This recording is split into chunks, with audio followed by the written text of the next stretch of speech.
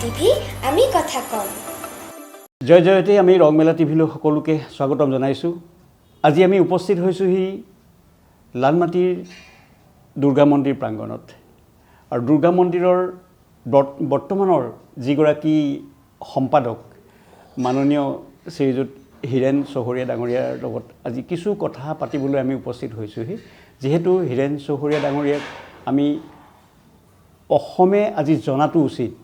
তেখেতে 1980 দশকত আৰম্ভ হোৱা অসম আন্দোলনৰ এগৰাকী অগ্ৰণী নেতা আছিল আৰু সেই সময়ৰ পৰা অসম আন্দোলনত যুদ্ধ কৰি কাৰাবাস খাটি এসময়ত গুৱাহাটীলৈ আহি ব্যৱসায় বাণিজ্য কৰি আজি এজন লব্ধপ্ৰতিষ্ঠ ব্যৱসায়ী হৈছে। নমস্কাৰ চৌহৰীয়া ডাঙৰীয়া, আপোনাক স্বাগতম জনাইছোঁ।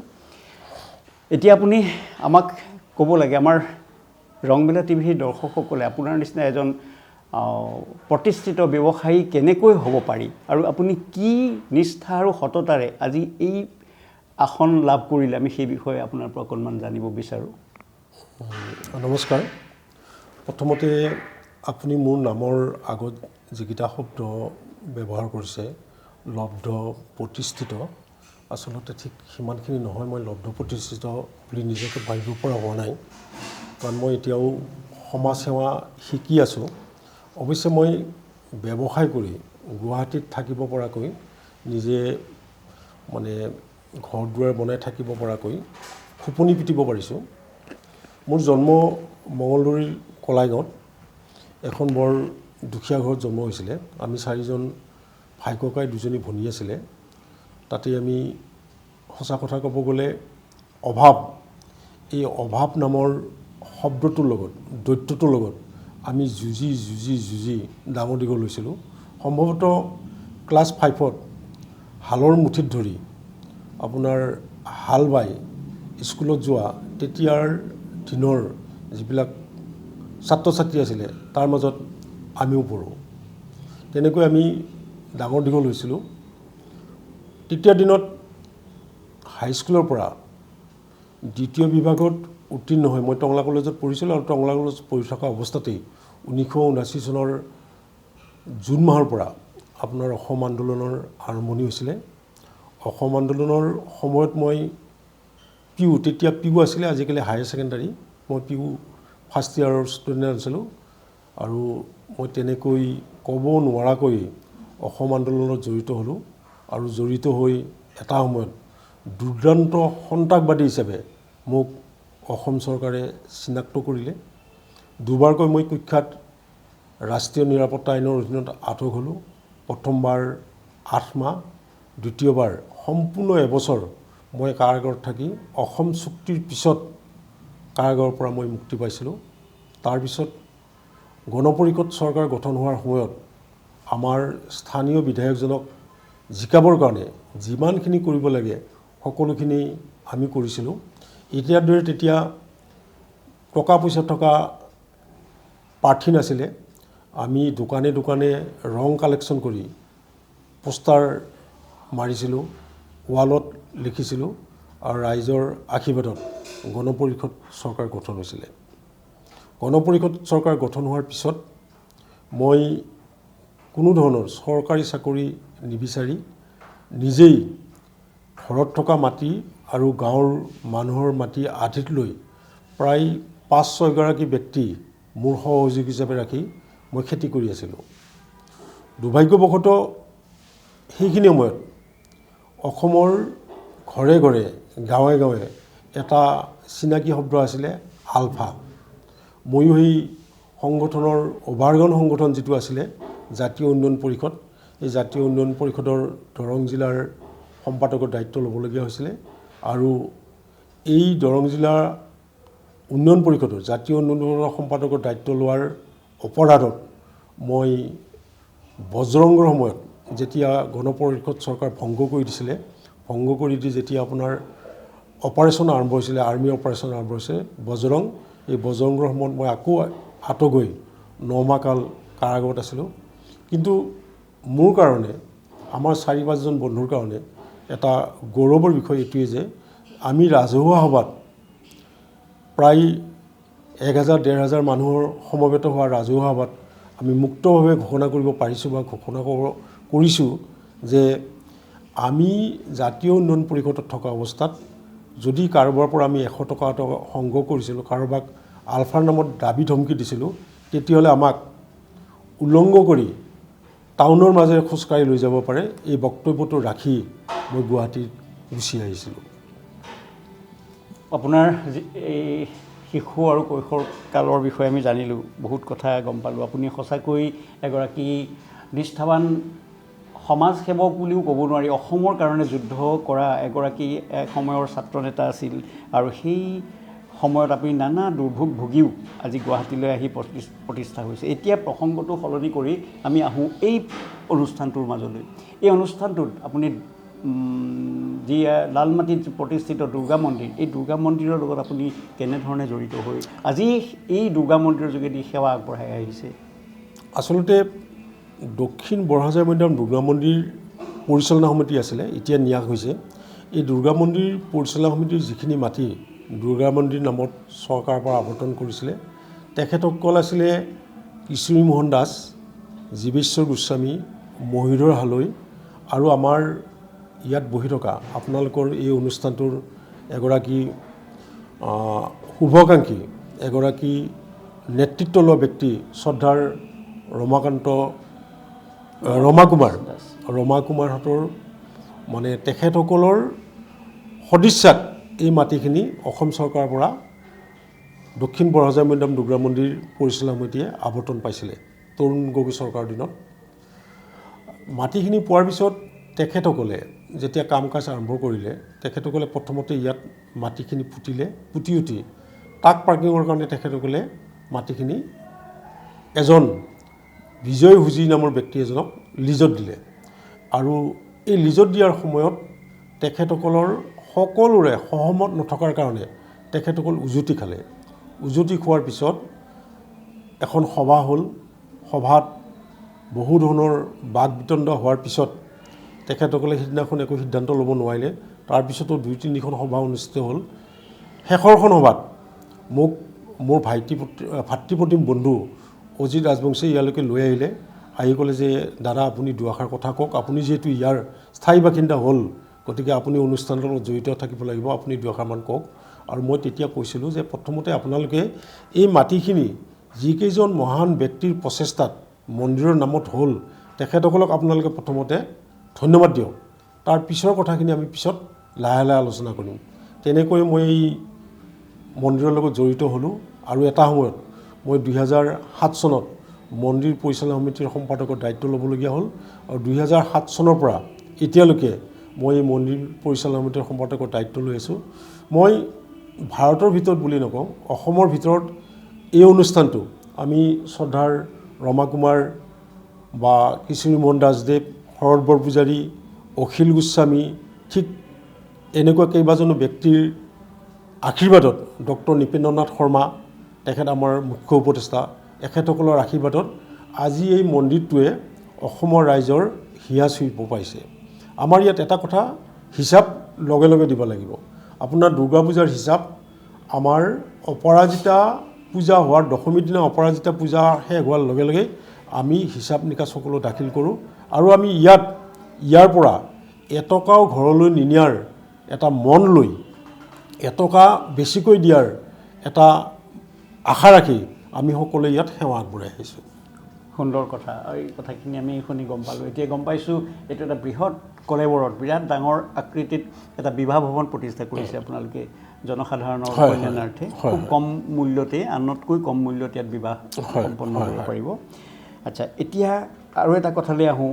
আপুনি জুবিন অনুৰাগী, জুবিনদাৰ অনুৰাগী হিচাপে আপোনাক আমি এটা কথা আমি গম পাইছিলোঁ যে এই আপোনালোকৰ অনুষ্ঠানটোত জুবিনদাই কিছু কাৰ্যসূচী ৰাখিছিলে আৰু সেই বিষয়ে আপুনি জুবিনদাৰ বিষয়ে এগৰাকী অনুৰাগী হিচাপে কিছু ক'ব নেকি?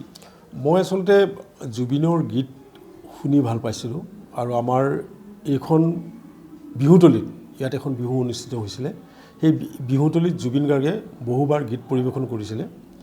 মোৰ ঘৰৰ পৰিয়ালে, অসমৰ পৰিয়ালে যেনেকৈ জুবিনৰ গীত শুনি ভাল পায়, মোৰ ঘৰৰ পৰিয়ালেও গীত শুনি ভাল পায় আৰু জুবিন বুলি ক'লে মোৰ ল'ৰাটো আচলতে মানে বহুত জুবিন ভক্ত। জুবিনৰ যেতিয়া সোণালী জয়ন্তী মানে জন্মৰ সোণালী জয়ন্তী হৈছিলে 50 বছৰ হৈছিলে তেতিয়া আমি দুজনমান ব্যক্তিয়ে লগ লাগি ইয়াত সিদ্ধান্ত লৈছিলোঁ যে জুবিনক সুস্বাস্থ্যৰে ভগৱানে বহুদিন জীয়াই ৰাখক এই উদ্দেশ্য লৈ জুবিনৰ জন্মদিনটো আমি ইয়াত পালন কৰোঁ। কিন্তু দুখ লগাকৈ কেইজনমান ব্যক্তিয়ে প্ৰচাৰ কৰিলে যে মদাহীৰ সোণালী জয়ন্তী পাতিব খুজিছে, জন্মদিনৰ সোণালী জয়ন্তী পাতিব খুজিছে, যে ইয়াতকৈ আৰু দুখ লগা কথা একো হ'ব নোৱাৰে। কিন্তু আমি কাৰো কথাক ভক্ষেপ নকৰি জুবিনৰ সোণালী জন্ম জয়ন্তী 50 বছৰীয়া জন্মদিনটো আমি ইয়াত বৰ উলহ মালহেৰে পালন কৰিছিলোঁ। আৰু আজি গৌৰৱেৰে ক'ব পাৰোঁ যে এটা মন্দিৰত জুবিনৰ নামত জুবিনৰ জন্মদিন পালন কৰা অনুষ্ঠান যিমান দূৰ সম্ভৱ অসমৰ ভিতৰতেই আমি আছিলোঁ। আৰু জুবিনৰ মৃত্যুৰ দিনাখন যেতিয়া আপোনাৰ জুবিনৰ মৃত্যু হ'ল বুলি চাৰিওফালে ঘোষণা হ'ল, তাৰ পিছদিনা এটা অনুষ্ঠান এটা আছিলে, সেই অনুষ্ঠানটোৰ লগত মই জড়িত আছিলোঁ। মই তেখেতসকলক কৈছিলোঁ যে আমাৰ সভাখন অনুষ্ঠিত কৰিব নালাগে, জুবিনৰ মৃত্যুৰ পিছত পৰিৱেশ পৰিস্থিতি কিমান ভয়ংকৰ হ'ব পাৰে মই অনুভৱ কৰিব পাৰিছোঁ, যদি অনুষ্ঠানটো আমাৰ বাতিল কৰক। তেতিয়া যিজন উদ্যোক্তা আছিলে, যিজন আমাৰ মানে মুখ্য পদবীত আছিলে, তেখেতে কৈছিলে যে আপুনি ইমান চিন্তা কৰিব নালাগে, জুবিনৰ মৃত্যুত জুবিনৰ সৎকাৰস্থলীত মাত্ৰ জুবিনৰ অনুৰাগীখিনি যাব, আমাৰ বয়সস্থ মানুহখিনি কেতিয়াও নাযায়, আমাৰ অনুষ্ঠানটো অনুষ্ঠিত হ'ব। তেতিয়া মই কৈছিলোঁ যে ছাৰ আপুনি অকণমান ভবাত ভুল হৈছে বুলি মোৰ এটা অনুভৱ হয়, আৰু মই ভবামতেই মোৰ অনুমানেই সঠিক হৈছিলে। আৰু তেখেতে দুদিন পিছত মোক কান্দি কান্দি কৈছিলে যে আপোনাৰ অনুভৱ সঁচা হ'ল, মোৰ অনুভৱ মিছা হ'ল, জুবিন আচলতে ঈশ্বৰ আছিলে। আৰু সেইটোৱে মই ভাবোঁ যে জুবিন সদায় জুবিন হৈ জীয়াই থাকিব, এই মানুহবিলাকৰ মাজতো জুবিন এতিয়া সোমাই পৰিল। খুব ভাল লাগিল জুবিনদাৰ বিষয়ে আপুনি ইমান ধুনীয়াকৈ আপুনি দীৰ্ঘবাণী দিছিলে বুলিয়ে ক'ব লাগিব। নিশ্চিতভাৱে। এতিয়া কথা এটা আপোনাক এই প্ৰসংগত সোধোঁ, যিহেতু জুবিনৰ বিষয়ে আমি বিভিন্ন কথা বৰ্তা শুনি আছোঁ, তেওঁক যিসকলে অত্যাচাৰ কৰিছিলে সেইসকল কিছুমান এতিয়া জেলত আছে, কিছুমানক আয়তালৈ আনিবই পৰা নাই। এতিয়া আপুনি জুবিনদাৰ ন্যায়ৰ বিষয়ে ন্যায় পাবনে সেই বিষয়ে আপুনি কিছু ক'ব পাৰিব? জুবিনে ন্যায় আচলতে মোৰ ফালৰ পৰা মই ভাবোঁ যে আপোনাৰ পাব লাগিব। আজিৰ দিনত যিকেইজন কাৰাগাৰত সোমাই আছে তাহাঁত কাৰাগাৰৰ পৰা ওলাই আহি মুক্তভাৱে আৰু কোনোবা দিন যে জীয়াই থাকিব পাৰিব, ঘূৰিব পাৰিব, মই সেইটো কেতিয়াও বিশ্বাস নকৰোঁ। তাহাঁত কাৰাগাৰত থকাটোৱেই আচলতে ভাল। ইতিমধ্যে আপোনাৰ দুগৰাকী ব্যক্তিয়ে জামিন আবেদন নাকচ কৰিছে, আৰু ইয়াতকৈ আমাৰ অসমবাসীৰ কাৰণে, জুবিন অনুৰাগীৰ কাৰণে ভাল কথা কি হ'ব পাৰে? আৰু মই ভাবোঁ যে হিমন্ত বিশ্ব শৰ্মাই জুবিনৰ ন্যায় দিয়াৰ ক্ষেত্ৰত ক'তো গাফিলতি কৰা নাই, নকৰে, কৰিবলৈ সাহস নকৰে। আৰু এতিয়া হিমন্ত বিশ্ব শৰ্মাৰ হাতত, চৰকাৰৰ হাতত জুবিনৰ বিচাৰ নাই। জুবিনৰ হত্যাকাৰীক শাস্তি দিবৰ কাৰণে কোৰ্টে নিশ্চয় ব্যৱস্থা ল'ব।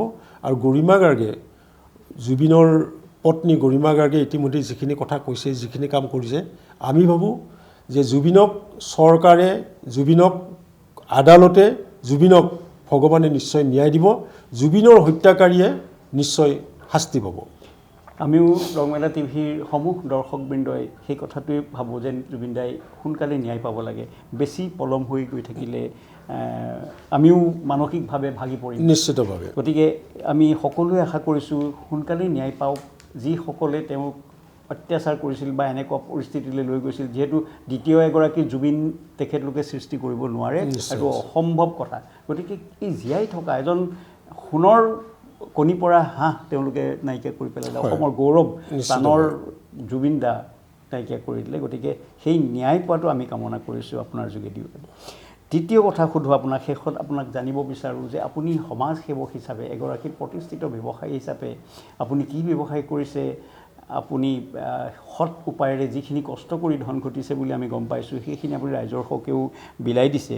আপুনি ভৱিষ্যতে, আপোনাৰতো এতিয়াও বহুত বছৰ কাম কৰিবলৈ বাকী, বহু আপুনি দূৰ যাবলগীয়া আছে, আপুনি ভৱিষ্যতে কিবা পৰিকল্পনা হাতত ৰাখিছে নেকি? এই অনুষ্ঠানটোৰ যোগেদি আপুনি আৰু কি কৰিব? আমাৰ মন্দিৰ, দক্ষিণ বৰহজাই মৈদাম দুৰ্গা মন্দিৰ ন্যাসৰ যিখিনি কাম কাজ, সেইখিনি আমি ইতিমধ্যে ৰাইজক জনাইছোঁ। আপোনালোকৰ এই মহান অনুষ্ঠান জৰিয়তেও আমি জনাব বিচাৰিছোঁ। আমাৰ প্ৰথম কথা হৈছে দেৱ দেৱীৰ সেৱাৰ লগতে মানৱ সেৱা।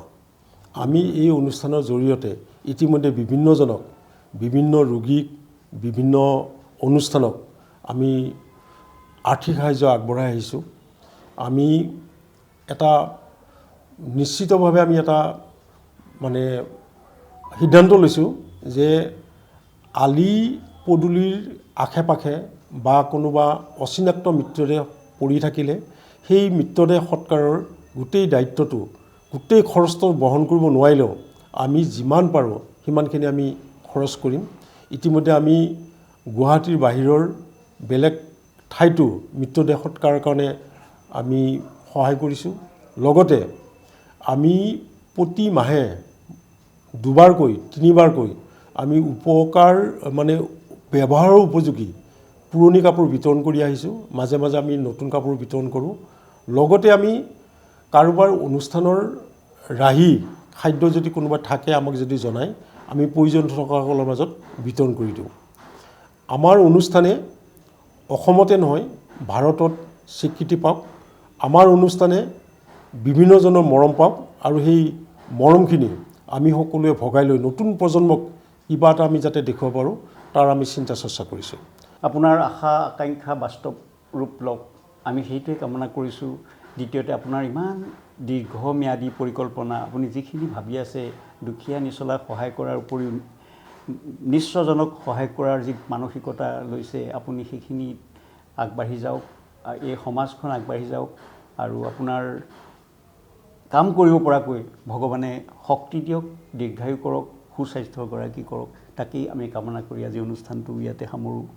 আকৌ এবাৰ আপোনাক লগ পোৱাৰ প্ৰতিশ্ৰুতি আমি দিছোঁ। আপুনিও আমাক মোৰ ফালৰ পৰাও আপোনালোকক ধন্যবাদ জনালোঁ। ৰংমেলা টিভি, আমি কথা কম।